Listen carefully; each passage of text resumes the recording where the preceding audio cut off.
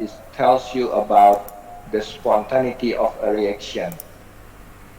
Okay, the enthalpy changes alone cannot help us predict whether or not a reaction will occur. Okay, so enthalpy changes only tells you that after the reaction, whether the enthalpy of the product is higher because the reaction is endothermic, absorbing some heat from the outside, from the surrounding, or on the contrary, will be lower. When the enthalpy of the product is lower, meaning the reaction is exothermic, releasing some heat energy to the surrounding. Okay, so the energy content of the product is lower than the initial of the reactants. Okay, but that cannot tell us whether the reaction will occur or be spontaneous or not. Okay, so if you want to know whether the reaction is spontaneous or not, we need to measure the enthalpy changes. Okay, the entropy changes of the reaction. Okay, and also to the surrounding. Okay, for example, this is a very spontaneous reaction between potassium and water. So if you look at, so the use of the entropy is to predict whether a reaction will occur at certain temperature or not. Okay. So in the exam, kalau kamu lihat di exam ya, pernah ditanya what is entropy? Give the definition of the entropy. The entropy is a measure of the dispersal of energy at a specific temperature. Ini definisinya ya. Tapi nanti kita akan belajar pengertiannya maksudnya apa sih gitu ya. Karena kalau baca ini doang kita sulit untuk mengerti ya. Nah, tetapi ada pengertian kedua dari entropy, the second meaning of the entropy. Entropy can be also thought as the measure of the randomness or disorder of the system. Okay, ya. Jadi derajat ketidakberaturan dalam sistem. Ya, semakin tinggi keacakan atau ketidakberaturan ya sistem tersebut, maka entropi sistemnya akan semakin tinggi atau semakin besar. Ya. Oke. Nah, ini mungkin lebih mudah untuk dipahami nanti ya. Apa yang dimaksud dengan ketidakberaturan itu ada hubungannya salah satunya dengan fasa ya. Kalau kita tahu fasa yang paling tidak teratur adalah fasa gas ya. Di bawah fasa gas itu ada fasa liquid, lalu terakhir solid. Solid itu paling teratur ya. Jadi kalau kita bandingkan entropi gas ya, misalnya uap air itu paling besar uap air. Lalu air cair liquid ya, liquid water itu di tengah-tengah entropinya sedang ya. Lalu yang paling teratur yang paling itu ya atau es solid ya. Nah, kemudian juga temperatur juga berpengaruh terhadap degree of randomness ya. Kita tahu bahwa kalau air pada suhu 25 suhu ruang dengan air panas pada suhu 80 tentu lebih disorder, lebih gerak randomnya akan lebih tidak beraturan dalam air panas ya, karena temperatur lebih tinggi, gerak molekul air lebih disorder. Oke. Jadi itu juga ada pengaruh dari temperatur selain dari fasa salah satunya ya. Dan itu juga tergantung dari bahannya, zatnya ya. Nah, bahan-bahan apakah dia punya molekul yang mudah sekali bergerak dengan random atau tidak ya. Nah, tentu kita akan lihat besar kecilnya molekul juga akan berpengaruh terhadap besar entropi. Kita akan pelajari itu di belakang ya. Oke, one that you need to understand is about a system. Sistem itu apa sih? Sistem itu part under investigation. Dalam hal ini reaksi kimia, ya. Kan tadi kita pengen tahu ini reaksi kimia ini akan terjadi spontan atau tidak. Jadi itu sistemnya, ya. Sistemnya adalah reaksi kimia. Apa itu surrounding? Yang di luar sistem apa? Surrounding itu bisa berupa solvent, misalnya dalam air, ya. Ada reaksi kimia terjadi dalam larutan dalam air di mana dia jadi pelarut, ya. Lalu ada udara di sekitar tabung reaksi. Kalau ini reaksinya dilakukan dalam test tube, ya. Tabung reaksinya sendiri itu juga bisa menyerap panas, ya. Oke. Lalu kamu misalnya menaruh termometer di dalam tabung reaksi. Nah, itu juga berupa surrounding, ya. Jadi sistem adalah reaksi yang sedang dilihat under investigation. Sisanya di luar itu adalah surroundings, ya. Nah, nanti kita akan lihat ada pertukaran energi, ya. Jadi kalau misalnya ada sebuah reaksi eksotermis nih, nah itu dia akan memberikan energi panas dan itu akan tersebar. Dispersal itu artinya menyebar ya, penyebaran energi. Oke, energinya akan tersebar ke lingkungan, ke surrounding. Jadi kalau reaksi eksotermis, kamu kalau pegang tabung reaksinya itu jadi hangat atau jadi panas. Itu gara-gara adanya dispersal of energy from the system ya. Jadi karena reaksinya tadi eksotermis ya. Oke. Nah, ini the system becomes more energetically more stable when it becomes disordered ya. Nah, ini contoh ya. Ini kalau kita ini punya dua tabung yang terpisah ya. Ini ada helium di kiri, argon di kanan ya. Begitu ini dibuka, keran ini dibuka lalu akan terjadi difusi ya. Si argon itu akan pindah ke kiri, si helium itu akan pindah ke kanan. Sistemnya menjadi makin acak, makin tidak beraturan ya. Jadi makin tidak beraturan, oke? Dibandingkan awalnya. Jadi di sini kita akan lihat adanya peningkatan entropi ya. Nah, sistem yang lebih tidak teraturan ini itu disebut sebagai more energetically more stable. Jadi yang kanan itu lebih mungkin terjadi dibandingkan dengan yang kiri. Ya, kenapa? Karena molekul itu otomatis dia akan berpindah dari konsentrasi yang tinggi ke konsentrasi yang lebih rendah. Di sini kan ada argon atom banyak, di kiri nggak ada. Jadi begitu ini dibuka, si argon akan pindah ke kiri. Sebaliknya helium yang terkonsentrasi di sini dia akan pindah ke yang less concentrated with helium gitu ya. Sama seperti kalau misalnya saya kasih ilustrasi, saya menyemprotkan parfum gitu ya di tengah ruangan, lalu nanti pelan-pelan walaupun tidak ada kipas angin atau AC menyala, lama-kelamaan si parfum itu akan menyebar ke seluruh ruangan ya. Jadi orang-orang yang di pojok-pojok nanti tidak lama kemudian bisa mencium adanya bau parfum gitu ya. Nah, itu disebut sebagai entropi ya. Jadi sistem itu akan cenderung makin tidak beraturan, artinya mengalami peningkatan entropi untuk Pak, apa? Supaya, halo, ya. ininya boleh di-record gak ya? Biar Oh, nggak bisa diulang. yang ini tuh saya kebetulan pakai akun Google-nya tuh yang pribadi, jadi nggak bisa di-record. Tapi untuk next time saya akan minta akun Gmail dari sekolah. Saya nanti kontak Pak Ando dulu, ya. Oke. Oke, sir. Thank you, sir. Oke, ya, for next time, ya. Oke ya, jadi paham ya. Jadi sistem itu cenderung bergerak ke entropi yang lebih besar, menjadi tidak beraturan, di mana dia saat dia tidak menjadi lebih tidak beraturan itu dia lebih stabil secara energetically become more stable gitu ya. Oke. Nah, ini diffusion ya, about diffusion. Jadi ini ada misalnya seperti tadi ya, contoh ya. Ini misalnya di kanan nggak ada kosong ya. Ini kita cuma punya atom helium. Di sana kosong, di sebelah kanan kosong ya. Ini molekulnya nggak banyak, cuma ada 3 biji di kiri. Ini ditutup dulu, disekat dulu. Nah, apa yang terjadi kalau sekatnya kita buka? Nah, kalau sekatnya kita buka, kita punya 1, 2, 8 kemungkinan di mana si molekul 3 molekul itu nomor 1 sampai 3 itu tersebar ya. Jadi ada 8 kemungkinan ya. Nah, itu baru 3 molekul ya. Nah, jadi kalau kalian perhatikan ya, each of this way dari 8 kemungkinan itu semuanya equally like probable. Jadi semua punya kemungkinan yang sama, 1/8 ya. So the chance that all molecules will stay in jar A yang seperti awal, kemungkinan itu hanya 1/8 ya. Oke.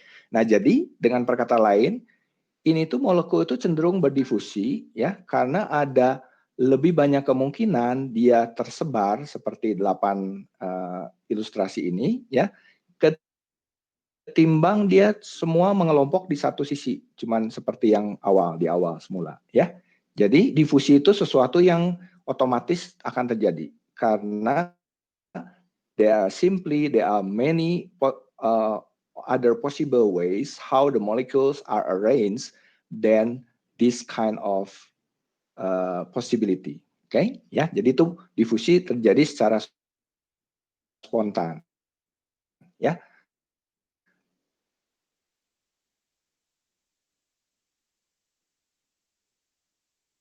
Artinya apa?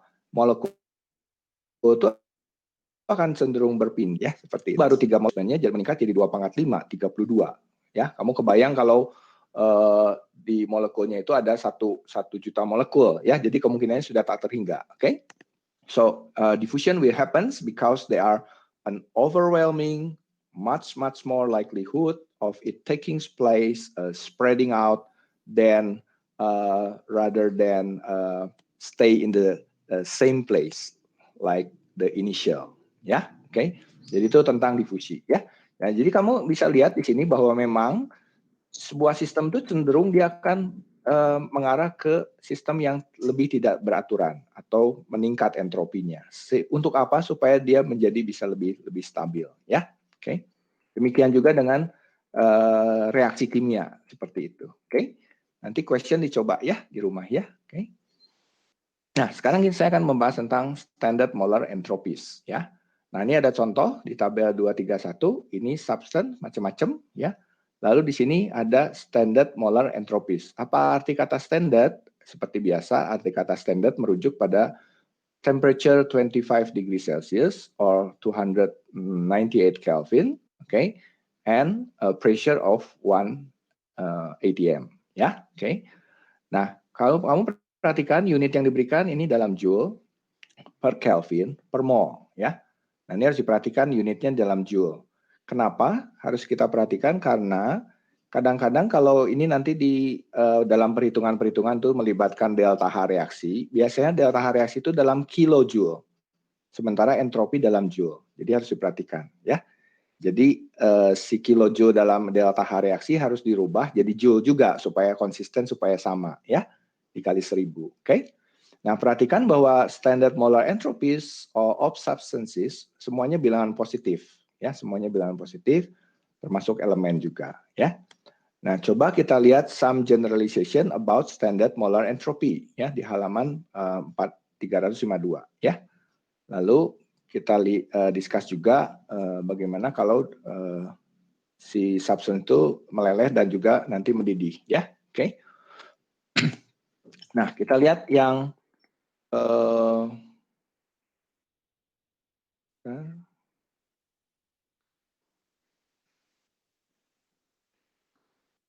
kita lihat yang ini.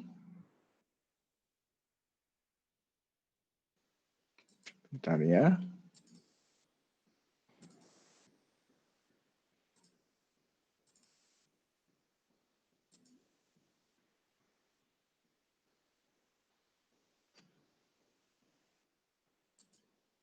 Oke, halaman 352 ya.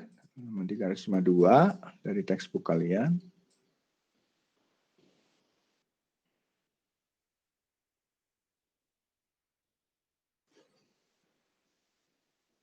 Ya, kita lihat some generalization ya.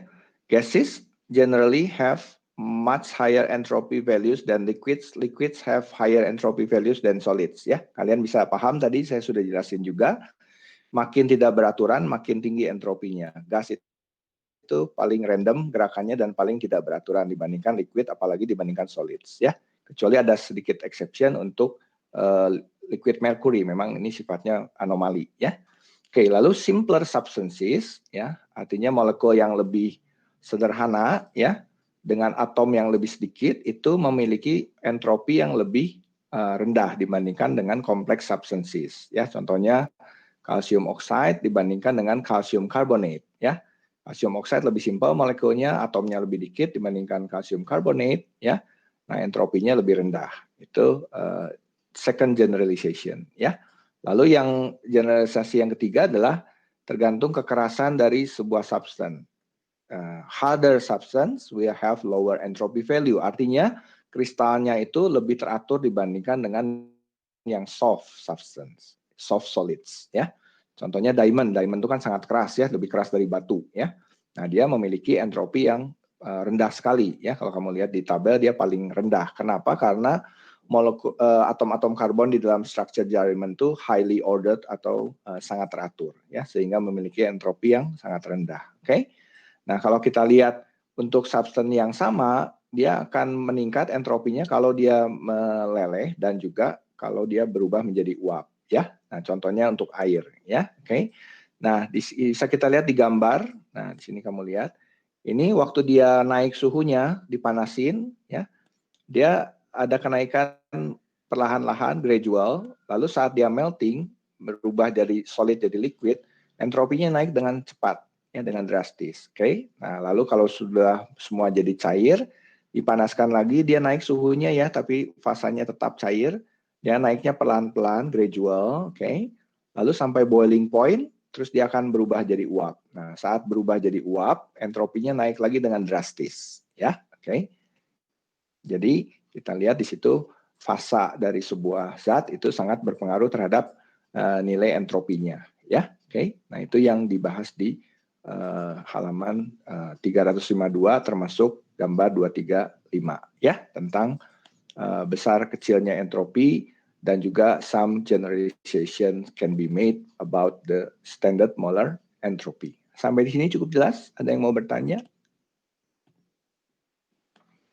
Ya, jadi ini tabel-tabel ini biasanya berupa data. Jadi kalau nanti dikasih soal, biasanya ini dikasih ya. Biasanya ini data yang sudah diberikan, nanti kalian pakai dalam perhitungan begitu. Ya, oke. Baik, sampai di sini cukup jelas. Speednya tidak terlalu cepat kan?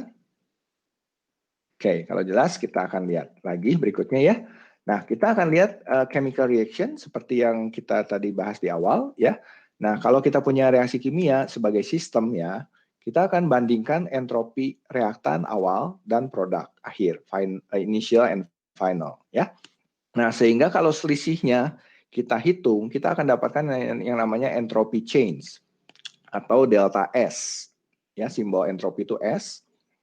Kalau kalian dulu pernah belajar panas reaksi, enthalpy change itu delta H ya, delta H, oke. Nah, entropi juga sama, delta S itu artinya the sum of the entropies, molar entropies of the products minus the sum of the molar entropies of the reactants ya. Tapi biasanya data-data diberikan dalam kondisi standard ya, standard molar entropies. Oke.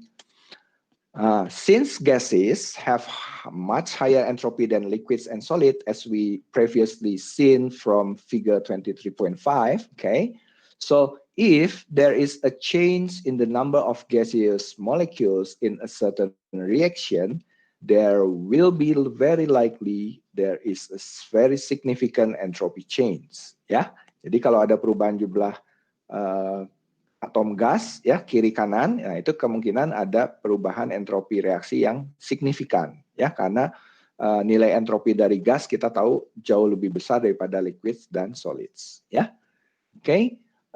Kamu bisa nanti lihat di rumah ada 3 examples given in page 353 and then you can write down in the empty space below, okay? Halaman 353 ya, kalau kamu lihat di textbook kamu bisa baca ada beberapa contoh di situ. Nah, di sini ya, jadi kamu nanti bisa tuliskan, ini reaksi 3 buah ya. Ini ada solid, di sini ada gas 1, kamu lihat. Nah, jadi kalau kamu lihat di sini, karena di sini ada gas, maka akan ada delta S yang cukup besar ya. Karena entropi gas itu jauh lebih gede, maka delta S-nya akan positif ya. Karena kanan dikurangin kiri kan kalau delta ya. Nah, entropi dari gas ini kan jauh lebih besar ya. Jadi delta S kanan kurang kiri, entropi kanan kurang entropi kiri ini pasti positif karena CO2 itu entropinya besar, jauh lebih besar dibandingkan dengan solids. Ya, oke. Ini juga reaksi yang lain, ini melibatkan gas semua kalau kamu lihat. Cuma di sebelah kiri hanya ada 2 molekul, sebelah kanan itu ada 5. 4 tambah 1, semuanya gas. Jadi kalau kita lihat reaksi ini juga akan ada perubahan entropi yang signifikan. Entropi total kanan produk dikurangi reaktan, tentu yang kanan akan lebih besar daripada yang kiri karena jumlah molekulnya di sini 5, di kiri cuma 2 ya. Ini juga delta S-nya akan bernilai positif ya, karena di akhir reaksi kita menemukan ketidakberaturan yang lebih tinggi dibandingkan yang awal karena molekul gasnya lebih banyak kan di sebelah kanan atau produk ya. Itu contoh yang nanti bisa kalian catat di sini ya, ada 3, di bawahnya ada 1 lagi reaksi amonia ya. Oke, kita lanjut dulu. Oke, nah pay attention ya. Nah, when delta S is positive ya, seperti tadi ada contoh 2, delta S-nya positif, the reaction products are more energetically stable ya, seperti yang tadi dibahas di awal kan. Sistem itu cenderung makin tidak beraturan, makin more disordered. Karena saat makin tidak beraturan, ini makin stabil ya, secara energetically dia lebih stabil. Oke. Reaksi juga demikian ya. Nah, jadi kalau delta S positif itu produk dari reaksinya itu lebih stabil ya, secara energetically dia lebih stabil. Oke. Nah, karena itu ya, sistem yang lebih stabil itu makin tidak beraturan atau mengalami peningkatan entropi ya. Nah, reaksi yang seperti ini itu akan lebih mungkin terjadi ya, lebih mudah atau lebih mungkin terjadi. Nah, tetapi kalau ada delta S yang negatif, itu berarti kebalik. Produk-produk reaksinya itu lebih kurang stabil dibandingkan yang reaktan awalnya gitu ya. Nah, jadi sistem itu menjadi lebih stabil karena dia lebih beraturan atau mengalami penurunan entropi ya. Nah, jadi kalau ditanya reaksi mana yang delta S-nya positif atau delta S negatif yang lebih mungkin bisa terjadi? Nah, jawabannya tentu yang delta S-nya lebih positif ya. Karena seperti difusi ya, mana yang lebih mungkin terjadi? Ini molekulnya ngumpul di satu tempat di kiri doang atau tersebar secara acak? Nah, jawabannya tentu tersebar secara acak karena yang ini memiliki entropi yang lebih besar, jadi secara sistem itu lebih stabil gitu ya dibandingkan yang pertama yang lebih teratur. Oke, ya. Jadi reaksi juga sama seperti itu ya. Nah, jadi kita bisa menyimpulkan sebuah reaksi itu bakal spontan atau tidak. Nanti kita akan lihat dari delta S perubahan entropi secara total ya. Tadi kan kita punya sistem. Sistem itu adalah reaksi yang sedang kita lihat atau pelajari. Sementara lingkungan itu adalah di luar reaksi ya, yang melibatkan banyak hal ya. Oke. Nah, kita akan lihat entropi total, perubahan entropi total dari sistem dan lingkungan untuk menentukan sebuah reaksi bisa spontan atau tidak ya. Oke, nanti ada question juga untuk kalian coba di rumah ya. Oke, nah sekarang untuk reaksi endotermik dan exothermic ya. Nah, for exothermic reaction, you know that the reaction release some energy to the surroundings, okay? The energy released to the surrounding will increase the number of ways arranging the energy to the surroundings, okay? Because the energy released from the reaction will goes into rotation and movement the molecules in the surroundings, ya. Misalnya kalau kamu pakai pelarut air, airnya jadi hangat ya, airnya jadi panas. Nah, maka si air yang menjadi pelarut tadi, yang sebagai salah satu komponen dari lingkungan atau surroundings ya, dia akan bergerak makin cepat, berputar dan bergerak dengan makin cepat karena makin panas, suhunya jadi panas. Demikian juga dengan molekul udara di sekitar test tube. Kalau di test tube-nya jadi panas, nah maka molekul di bagian yang menempel dengan test tube, yang di sekitar test tube bagian luar itu tentu jadi hangat juga udaranya ya. Dan itu juga akan menyebabkan rotasi dan movement yang lebih cepat dari molekul-molekul udara yang ada di sekitar test tube ya. Oke. Nah, hasilnya apa? Hasilnya adalah there is likely to be an increase in the entropy and increased probability of the chemical reaction can occur spontaneously ya. Nah, jadi kalau dilihat dari delta H-nya, kalau reaksi delta H negatif, reaksi eksotermis melepaskan panas, maka reaksi itu cenderung akan lebih mudah terjadi gitu ya, dibandingkan dengan reaksi yang membutuhkan panas yang endotermis ya. Nah, kalau yang endotermis kalau kita lengkapi kalimatnya seperti yang di atas, tentu tinggal dibalik ya. For endothermic reaction, the energy absorbed from the surroundings, okay, example from the water, from the air around the test tube, okay, will decreases, okay, tahu tadi exothermic increase ya, sekarang ini decreases the number of ways arranging the energy. As the result, there is likely to be a decrease in the entropy and a decreased probability of the chemical reaction occurring spontaneously ya. Nah, jadi kalau kamu nanti perhatikan reaksi yang bersifat endotermis, terutama kalau delta H-nya besar ya, itu akan lebih sulit terjadi secara spontan dengan sendirinya ya. Ya, sangat logis karena reaksi tersebut butuhkan sejumlah energi yang besar ya untuk bisa merubah reaktan menjadi produk, ya. Butuh energi yang besar untuk bisa terjadi. Jadi relatif akan cenderung sulit terjadi secara spontan, ya. Oke. Nah, jadi delta H reaksi itu selain delta S, ya, itu menjadi dua komponen penting untuk kita bisa meramalkan apakah sebuah reaksi bakal terjadi dengan sendirinya, spontaneously or not. Oke, ya. Nah, jadi kita bisa menghitung kedua nilai delta S reaksi dan delta H reaksi untuk menentukan apakah reaksinya spontan atau tidak, ya. Oke, nah caranya bagaimana? Nah, jadi yang tadi saya sudah sempat singgung juga, kita harus melihat delta S total ya dari sebuah reaksi dan lingkungan, ya. Jadi delta S total itu jumlah dari sistem, ini reaksi, sistem reaksi, dan delta S ke lingkungan. Nah, delta S ke lingkungan itu berasal dari mana? Berasal dari delta H. Jadi kalau reaksinya eksotermis, ya, dia akan meningkatkan entropi, energinya kan disebar, ya, akan diberikan ke lingkungan. Nah, sehingga di lingkungan nanti akan terjadi kenaikan entropi, ya, meningkatkan entropi dari lingkungan. Jadi kalau delta H negatif, kalau kamu lihat, nah, delta S lingkungannya jadi positif karena delta H reaksi yang ekso, delta H-nya nilainya minus kan.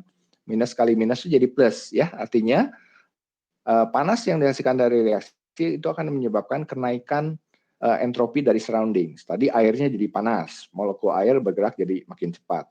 Udara di sekitar test tube juga makin hangat, jadi bergeraknya makin cepat, makin random, ya, sehingga delta S surroundingnya bertambah atau meningkat, gitu, ya. Oke.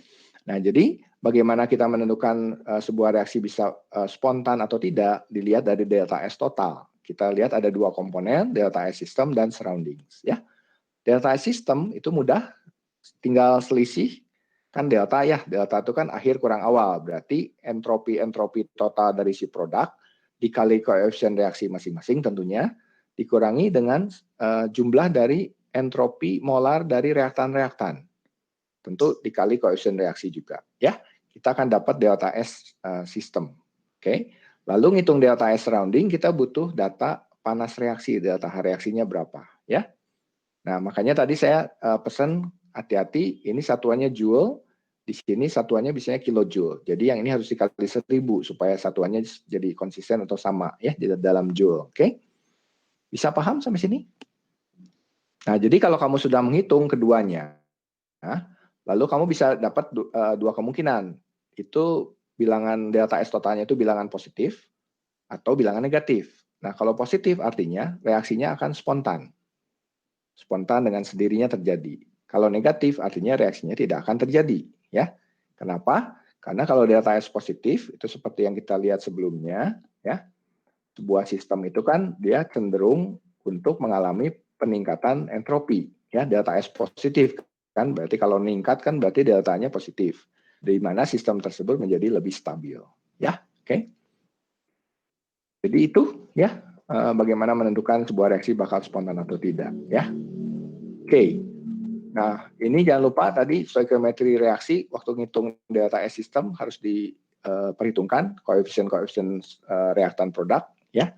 Kemudian tadi ini hati-hati waktu kita lihat reaksinya, entropi itu sangat dipengaruhi oleh fasa, apakah liquid, solid atau gas, ya. Jadi kamu harus lihat waktu melihat nilai entropi, lihat state-nya, apakah dia padat, liquid atau gas, ya. Oke. Nah, nanti kita lihat work example 1-2, ya. Sebentar. Dari textbook. Work example 1-2 halaman 354, ya. Ini cepat aja, nggak sulit. Nah, ini work example 1-2, ya. Nah, ini ada diberitahu standar entropi dari sebuah reaksi, ya. Ini reaksinya seperti ini. Kamu perhatikan ini ada solid, ini gas, ini solid, ya. Lalu standar entropi dari masing-masing zat ini diberikan, datanya ada dalam joule per Kelvin per mol, ya. Nah, berapa delta S dari reaksi ini? Nah, mudah, tinggal yang kanan kurangin yang kiri. Yang kanan kamu punya CaO kan, CaO dikali 2, ya. Dikurangi yang kiri jumlahin 2 kali Ca dan 1 kali oksigen O2, ya. Nah, kalau dihitung delta S reaksi ini untuk sistemnya adalah minus ya 208. Kalau ditanya reaksi ini bakal spontan atau tidak, jangan dijawab dulu karena delta S sistem itu baru salah satu komponen untuk menentukan reaksinya spontan atau tidak. Kita harus lihat delta S surroundings ya, dilihat dari delta H reaksinya berapa. Lalu setelah dihitung total baru kita bisa jawab ya. Kalau dari delta S sistem saja itu baru separuh ya. Belum bisa kita jawab dengan pasti. Oke. Lalu contoh 2 ini juga sama. Ini ada reaksi yang berbeda, semuanya gas ya, diberikan standard entropy value. Ditanya delta S system mudah, tinggal kanan kurang kiri kali koefisien reaksi masing-masing, jangan lupa ya. Jadi entropi dari CO2 kali 1 H2O kali 2 di minus dikurangi dengan yang reaktan 1 kali CH4 2 kali oksigen. Ini sudah ada datanya ya, tinggal kamu hitung. Ini juga bilangannya negatif, cuman kecil. Kalau tadi negatifnya agak besar ya, 208. Kalau ini hanya minus 5 ya. Oke, itu contoh yang diberikan di textbook. Mudah untuk kita pahami tentu, tidak sulit ya. Nanti work example kamu cobain juga ya, untuk di rumah, untuk latihan. Oke. Nah, untuk delta S surrounding, kita lihat delta S surrounding itu tadi minus delta H reaksi dibagi T ya. Cuma delta H reaksi dalam kilojoule supaya sama dengan satuan entropi kita ubah menjadi joule dikali 1000 dulu ya delta S delta H-nya. Ini tadi dalam kilojoule ya. Oke. Nah, negative sign of the in the front of the delta H reaction ini yang ini itu memang negatif, bilangan negatif ya. Jadi kalau delta H reaksi eksotermis itu kan minus dikali minus jadi plus ya, suku ini jadi plus. Tapi kalau endotermis delta H-nya positif, minus kali plus tentu jadi minus ya. Nah, kita lihat work example halaman 355 sedikit untuk mempelajari delta S surrounding. Nah, yang harus kalian perhatikan itu T-nya harus dalam satuan Kelvin ya. Oke. Jadi work example tadi berapa? 3 dan 4 ya, halaman 355. Nah, di work example 3 kamu lihat ini reaksi yang tadi di atas ya, Ca tambah O2 kan yang ini dah. Yang ini kan ya, sama ya. Reaksinya sama. Nah, ini kalau kamu diminta delta reaksi diketahui standar, delta reaksi standar sekian, ini dalam kilojoule. Perhatikan kilojoule. Jadi jangan lupa diubah dulu ke joule dikali 1000 ya, supaya sama dengan satuan entropi tadi ya. Oke, jadi ini udah jadikan dalam joule. Lalu dibagi T, T-nya jangan lupa harus dalam Kelvin. Ya, nggak boleh Celsius, harus Kelvin, suhu mutlak. Ya. Nah, karena ini standar, delta H standar, maka tentu temperaturnya adalah temperatur standar 298 Kelvin. Ya, jadi positif 4.262 Joule per Kelvin per mol. Lalu kalau yang contoh berikutnya, reaksi yang sama dengan contoh 2 tadi, delta reaksinya ada datanya, standar juga, ya. Jadi dibagi suhu 298 kita dapat ini, ya. Oke. Nah, itu untuk menghitung delta H surroundings. Oke, nanti question 5 dicoba, ya. Nah, lalu total entropy change. Nah, tinggal dijumlahin yang tadi, yang reaksi, yang sistem, sama yang surrounding, ya. Nih, seperti tadi. Nah, kalau kita lihat work example berikutnya, halaman 356. Nah, ini lanjutin yang tadi ya. Work example. Nah, tadi kan reaksinya sudah dibahas di contoh 1, 2, 3, 4 ya. Delta S system dari contoh 1 dapat sekian, dari contoh 3 dapat sekian. Nah, totalnya tinggal dijumlahkan. Ternyata dapat untuk reaksi pertama, delta S totalnya itu plus 4000. Ya, nah artinya kalau delta S totalnya positif, berarti reaksi ini akan spontan atau tidak? Kalau delta S positif tuh reaksinya berarti akan spontan ya. Delta S positif reaksinya spontan, bisa terjadi dengan sendirinya ya. Akan terjadi secara otomatis dengan sendirinya, sedangkan kalau negatif tidak akan terjadi atau tidak spontan ya. Oke, jadi yang ini kalau yang nomor 6 itu nomor 2 tadi membahas delta S sistem reaksi pembakaran CH4, sementara yang delta S surrounding itu dibahas di nomor 4 tadi ya. Nah, ini juga sama, kalau dijumlahkan ini hasilnya positif ya. Jadi ini kedua reaksi ini bisa spontan terjadi dengan sendirinya ya. Oke. Jadi kedua reaksi tersebut visible, artinya will happen spontaneously. Oke, ya. Nah, jadi itu bagaimana kita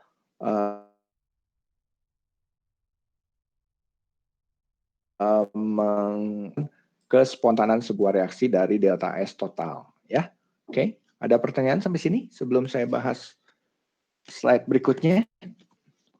Any questions? Ya. Oke, boleh. Silakan. Tidak ada? Nggak ada ya? Cukup jelas ya?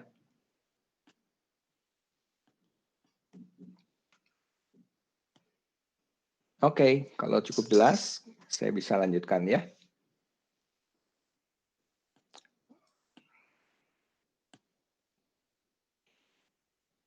Oke. Nah, sekarang kamu nanti baca di rumah ya penjelasannya halaman 356. Itu kalau reaksinya bolak-balik bagaimana? Nah, kalau reaksi bolak-balik, ini kalau kamu lihat kita bisa mulai dari kiri, pure N2O4, atau mulai dari kanan, pure NO2. Ya. Nah, jadi either kita beranjak dari kiri, N2O4 murni, atau NO2 murni, ini dua-duanya akan mengalami kenaikan entropi. Ya. Jadi kalau reaksinya mulai dari kiri, tentu produknya yang kanan NO2 dia akan naik ya. Nah, sementara begitu ada NO2 terbentuk dari reaksi yang maju, tentu ini ada reaksi balik ya, ada reaksi ke kiri. Nah, ini juga sama, reaksi ke kiri juga akan mengalami peningkatan entropi ya. Nah, ini akan nanti berjalan, kita tahu bahwa yang di awal-awal reaksi yang ke kiri itu lebih cepat ya, lebih cepat.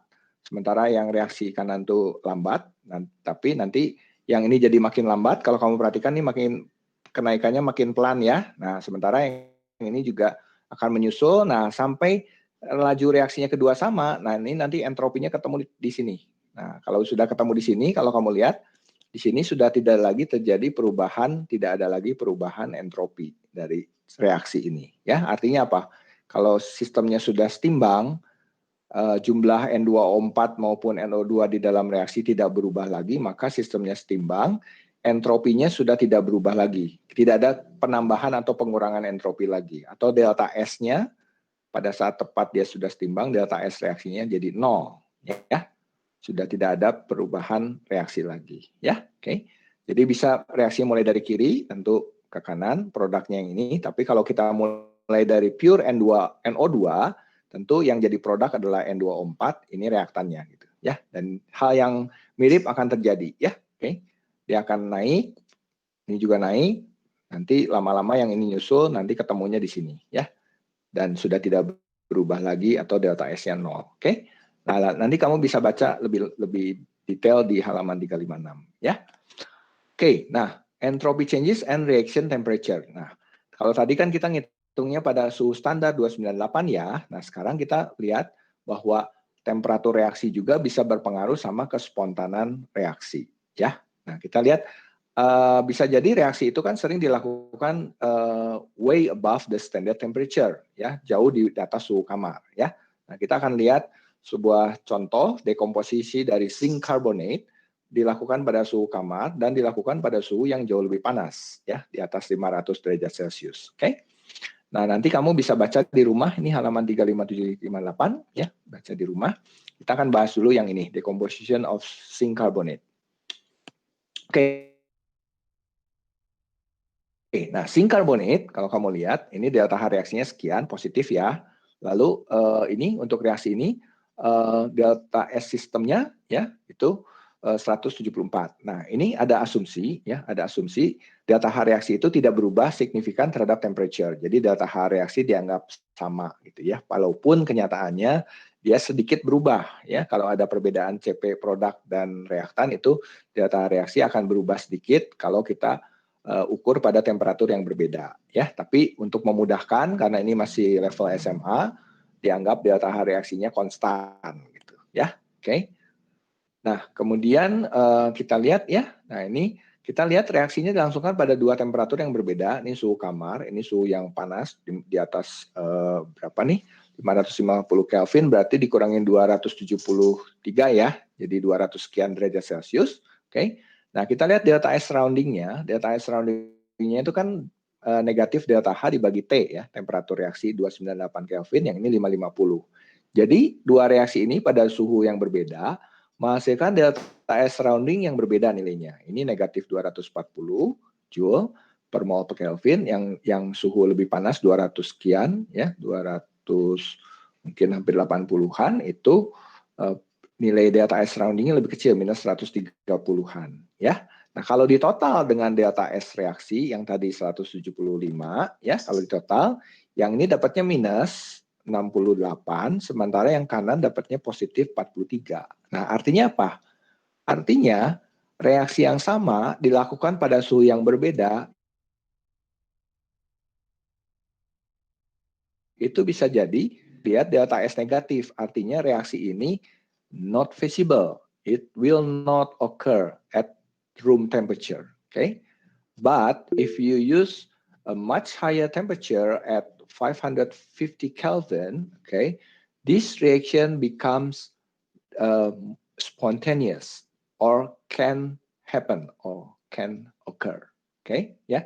Jadi ini bakal terjadi pada suhu yang 550 Kelvin atau suhu yang panas 270-an derajat Celcius itu.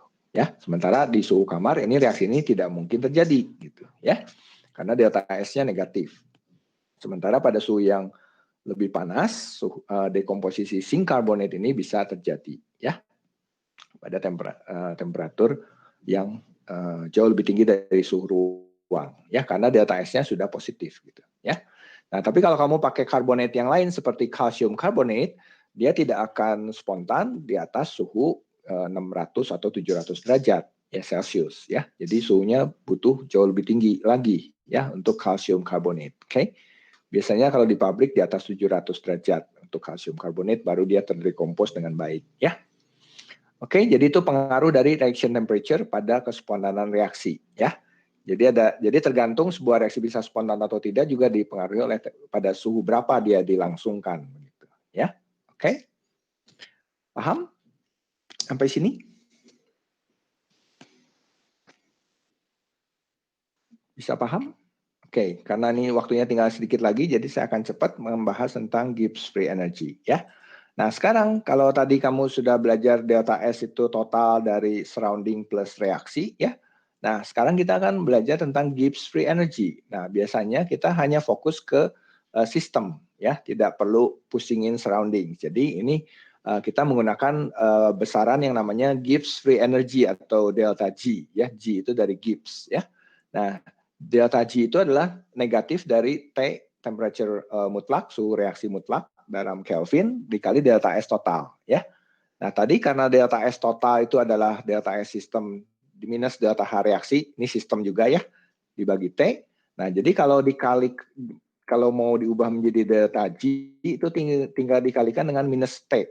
Nah, kalau ini dikali minus T, berarti ini minus T kali delta S reaksi, ini dikali minus T, ini minus jadi minus, dengan minus positif, T-nya dicoret. Jadi tinggal delta H reaksi ya.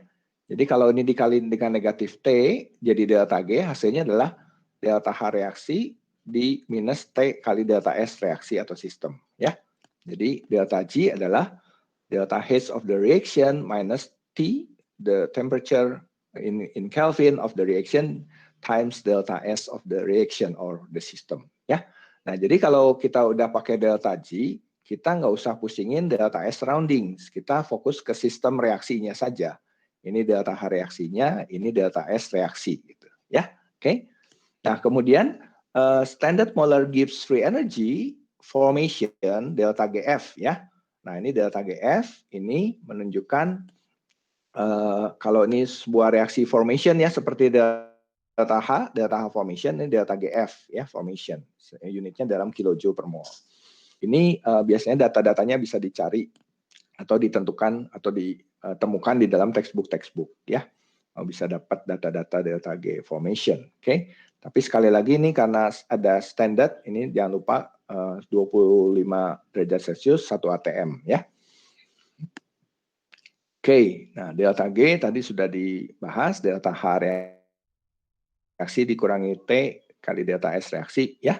Nah, kita bisa menghitung Gibbs free energy ya. Kalau kita tahu delta S sistem tentunya dan delta H sistem, ya, dan juga temperatur di mana reaksi itu berlangsung. Nanti kamu pelajari work example 7 ya, oke. Nah, selain dari persamaan ini, delta G reaksi juga kita bisa hitung dari delta G formation bahan-bahan yang terlibat dalam reaksi, ya, seperti kita menghitung delta H reaksi, oke. Oke, nah sekarang kita lihat delta G reaksi itu delta H dan T delta S. Ini ada dua suku, ya. Oke. Nah, kamu nanti baca di rumah untuk reaksi ekso dan reaksi endotermis, ya. Bagaimana kecenderungannya. Nah, kamu bisa lihat dari uraian di halaman 359 360 bahwa reaksi-reaksi eksotermis itu cenderung bisa berlangsung dengan spontan, sementara yang endotermis cenderung tidak spontan, ya. Oke. Walaupun tergantung dari temperatur. Nah, untuk menghitung delta G reaksi, ya, nah kamu bisa juga menghitung dari delta G formation dari produk-produk dikurangi delta G formation dari reaktan-reaktan, gitu, ya, oke. Nah, kalau kita lihat work example 9 dan 10, ya, lihat di halaman 361, ya. Nah, kita bisa menghitung delta G reaksi dari contoh halaman 361, ya. Halaman 361, work example nomor 9 dan 10. Oke. 361, dua lagi. Nah, di sini ada tabel ya, kalau kamu lihat, ini delta G formation, delta GF, ya, delta G formation. Kalau elemen, semuanya 0, sama seperti delta H formation dari elemen, ya. Nah, kalau compound dia tidak 0, oke.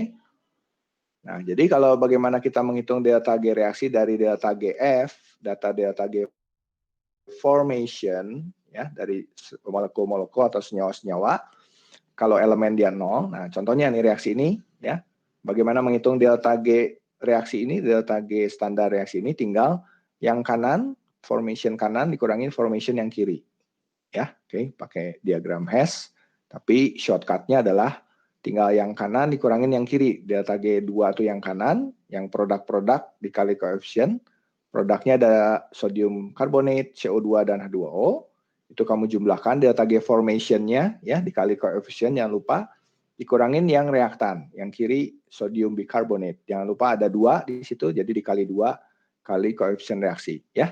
Nah, jadi dapat delta G-nya positif 26, ya.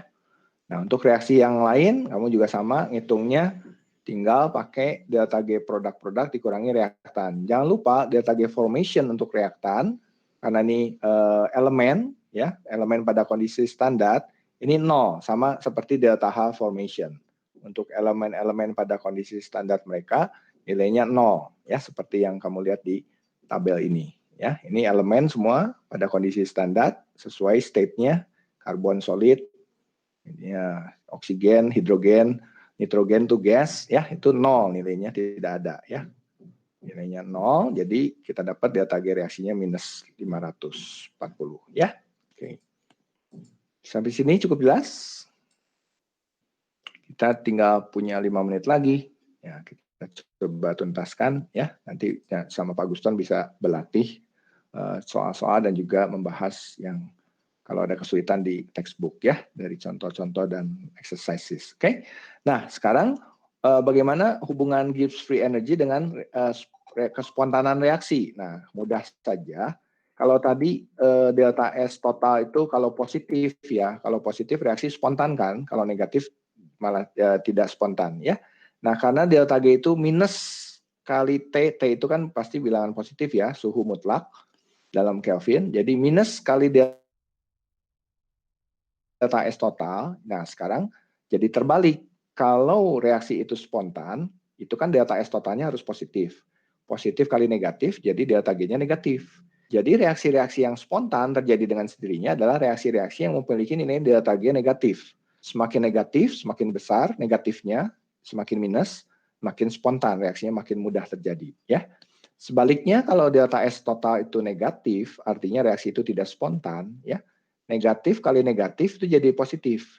Jadi untuk reaksi-reaksi yang nilai delta G reaksinya itu positif, apalagi besar, angkanya besar, ya, itu adalah reaksi-reaksi yang tidak akan terjadi dengan sendirinya atau tidak bisa terjadi, ya.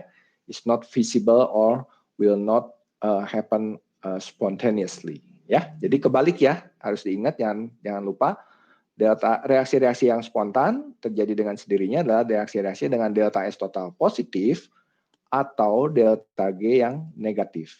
Ya, semakin negatif semakin bagus. Oke. Sebaliknya reaksi-reaksi yang tidak spontan will not happen by itself or will not occur spontaneously adalah yang delta S-nya negatif alias delta G-nya kebalikannya ya, positif. Oke.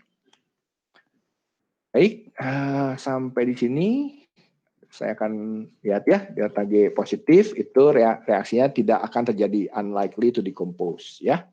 Jadi delta G itu juga bisa dipakai untuk melihat reaksi bakal spontan atau tidak ya. Semakin negatif, angkanya negatif dan semakin besar value-nya, makin minus ya, dia akan makin spontan ya. Nah, jadi ini kalau reaksinya sudah setimbang, sama kayak tadi ya, kalau udah setimbang kan delta S total, delta S-nya jadi 0 ya. Nah, delta G juga sama, saat reaksi itu bolak-balik dan sudah setimbang, dia delta G reaksinya itu sama dengan 0 ya, sama seperti tadi delta S reaksi 0. Oke. Nah, dia akan produknya itu akan dominan, artinya kalau delta G-nya itu negatif ya, dia reaksinya cenderung ke kanan, jadi akan spontan terjadi. Sebaliknya kalau dia positif ya. Nah, kalau reaksi delta G-nya makin minus nih, makin negatif, maka reaksinya itu makin cenderung ke kanan atau bisa dikatakan reaksi 100% complete atau reaksi satu arah, irreversible reaction. Kalau delta G-nya minusnya besar sekali ya. Tapi kalau delta G-nya minus mungkin cuman minus 10, ini reaksinya bisa bolak-balik ya. Karena nggak seluruh reaktan bisa berubah jadi produk. Tapi kalau minusnya besar banget, maka seluruh reaktan itu akan dengan mudah atau dengan spontan akan berubah menjadi produk gitu ya. Oke, sebaliknya kalau delta G-nya sangat positif, ini tidak akan sama sekali tidak akan terjadi ya. Oke, jelas cukup untuk yang ini. Jadi kamu bisa menghitung delta S ya tadi dari dua komponen, delta S reaksi dan juga delta H reaksi.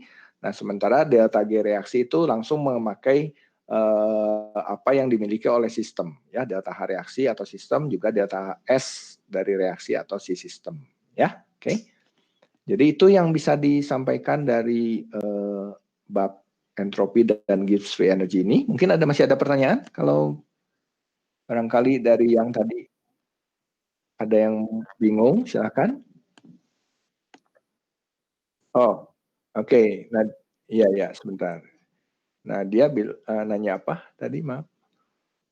Sir, kenapa rumus delta S rounding dari awal sudah ada minusnya? Nah, tadi kan saya pernah jelasin tadi ya.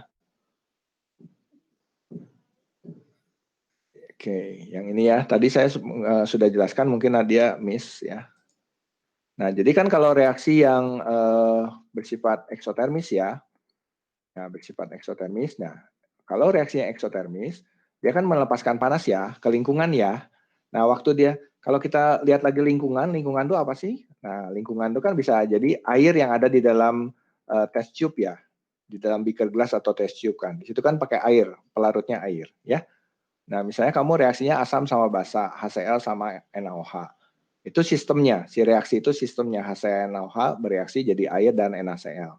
Nah, solventnya, airnya itu adalah surrounding, termasuk test tube dan udara di sekitar test tube ya. Nah, jadi kalau reaksinya eksotermis, maka dia akan menghasilkan energi panas dan diteruskan ke lingkungan, diserap oleh si air, airnya jadi panas, test tube-nya jadi hangat, udara di sekitarnya juga jadi hangat kan, betul ya? Nah, itu menyebabkan apa? Gerakan air yang panas dan udara yang hangat itu menyebabkan udaranya dan airnya itu molekulnya bergerak lebih cepat. Berarti mengalami peningkatan entropi kan? Karena lebih random ya. Nah, makanya itu delta S surrounding itu dia ada minusnya. Karena untuk reaksi-reaksi yang eksotermis menghasilkan panas, panasnya itu ditransfer ke lingkungan termasuk air dan udara di sekitar test tube, itu menyebabkan entropi si air dan udara itu naik karena dia bergerak lebih cepat, menjadi panas atau hangat kan, sehingga delta S surroundingnya itu naik, meningkat karena makin random gerakannya karena airnya bergerak makin cepat, makin panas, udaranya juga jadi hangat gara-gara ada reaksi eksotermis di dalam test tube.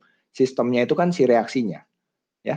Sementara surrounding itu tadi pelarut air dan juga udara di sekitar test tube. Bisa terjawab? Nadia, bisa paham? Ya, oke, sip. Oke, ya. Hari ini sudah habis. Jadi kalau ada pertanyaan silahkan di WA group disampaikan. Nanti saya bisa bikin short video untuk menjelaskan lebih lanjut. Ya, ada slide misalnya, Sir tolong jelasin lagi slide halaman 12. Saya kurang ngerti. Nanti saya bisa tambahkan video pendek menjelaskan halaman itu. Ya, yang kalian kurang ngerti. Oke. Untuk latihan-latihan nanti bisa sama Sir Guston. Ya, bisa konsultasi di kelas dengan Pak Guston. Ya, oke. Oke, everyone, see you next week. Nanti saya akan sampaikan di WA group. Kita akan membahas chapter berapa. Bahannya juga saya akan taruh weekend. Nanti kamu bisa download dari Google Drive. Ya. Berikut link Google Meet-nya. Nanti tolong Nadia bisa kumpulkan alamat email teman-teman yang Gmail ya, supaya saya bisa send invitation Google Meet-nya langsung. Jadi kalian tidak perlu minta izin untuk bergabung ya. Oke. Nanti saya coba, ya oke, thank you. Saya coba minta akun dari Pak, ya sama-sama dari Pak Ando ya, untuk bisa direkam. Oke, see you next week everyone. Pak Guston, terima kasih.